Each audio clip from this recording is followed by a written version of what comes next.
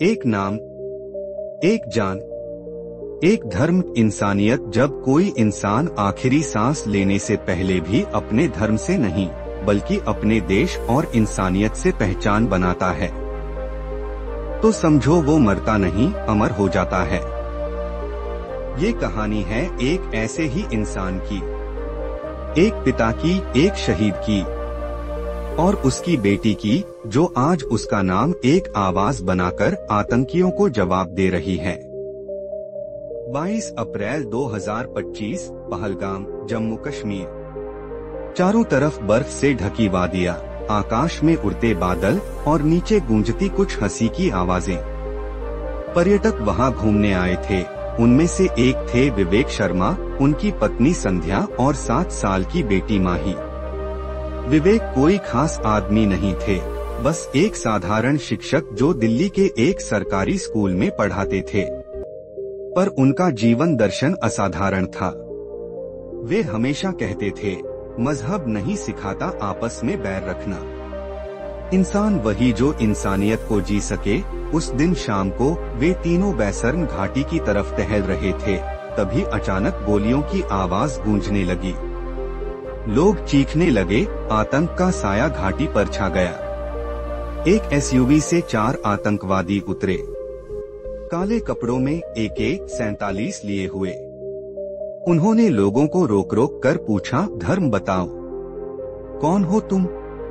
कलमा पढ़ो वरना गोली मार देंगे। लोग डर के मारे कांपने लगे। कुछ झूठ बोल गए, कुछ ने रोते हुए जान की भीख मांगी।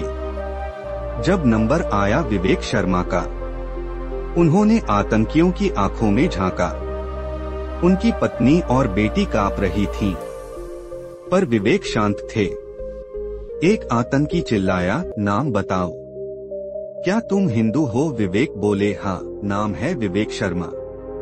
पर मेरा धर्म? वो मैं तुम्हें नहीं बताऊंगा, क्योंकि वो तुम्हारी सोच से ऊपर है। आतंकी चौंक गया, क्यों नहीं बताएगा? विवेक बोले, क्योंकि तुम उसे समझ नहीं सकते। मेरा धर्म इंसानियत है।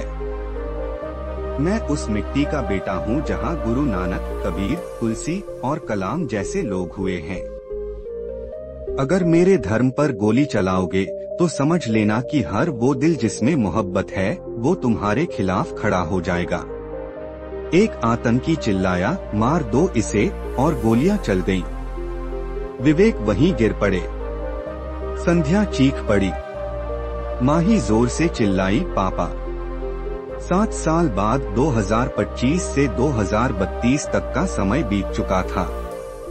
भारत की फिजा बदल चुकी थी, लेकिन एक लड़की, सिर्फ 14 साल की, हर मंच, हर सोशल मीडिया, हर न्यूज चैनल पर सिर्फ एक ही बात कह रही थी, मैं विवेक शर्मा की बेटी माही हूँ और मेरा धर्म भी इंसानियत है। माही ने अपने पिता की शहादत को एक आंदोलन में बदल दिया। उसने एक संगठन बनाया, इंसानियत जिंदा है, जिसमें हिंदू, मुस्लिम, सिख, ईसाई सभी धर्मों के युवा जुड़ते गए। वो हर उस जगह गई जहां दंगे हुए थे, जहां धर्म के नाम पर खून बहा था, और उसने हर बार एक ही बात कही, मेरे पापा को उनके धर्म के नाम पर मारा गया, लेकिन आज मैं बताना चाहती हूँ, उनका धर्म मरा नहीं, वो जिंदा है। मेरी सांसों में, मेरे जज्बे में, मेरी लड़ाई में। दिल्ली में एक बड़ी जनसभा थी। माही को मुख्य वक्ता के रूप में बुलाया गया। लाखों लोग सामने थे। माही मंच पर खड़ी हुई, अपनी आंखों में आंसू और दिल में आग लिए उसने कहा, मेरे पापा से उनका धर्म पूछा गया और फिर उन्हें मार दिया गया, लेकिन मुझे गर्व है कि उन्होंने सिर झुकाकर नहीं, सिर उठाकर शहादत दी। आज मैं यहाँ खड़ी हूँ और उन सब आतंकियों को कहना चाहती हूँ, तुम गोली से इंसानियत नहीं मार सकते। तुम्हारे पास बंदूक हो सकती है, पर हमारे पास माँ की ममता है, बाप की कुर्बानी है, भाई की हिफाजत है और बहन की दुआ। मेरे पापा को तुमने एक बार मारा, लेकिन उनकी शहादत ने लाखों को जगा दिया। अब कोई विवेक शर्मा नहीं मरेगा। अब हर माही अपने पिता की कहानी को आवाज देगी। लोग रो पड़े। कुछ तालियां बजा रहे थे, कुछ हाथ जोड़कर खड़े थे। और वो दिन आया।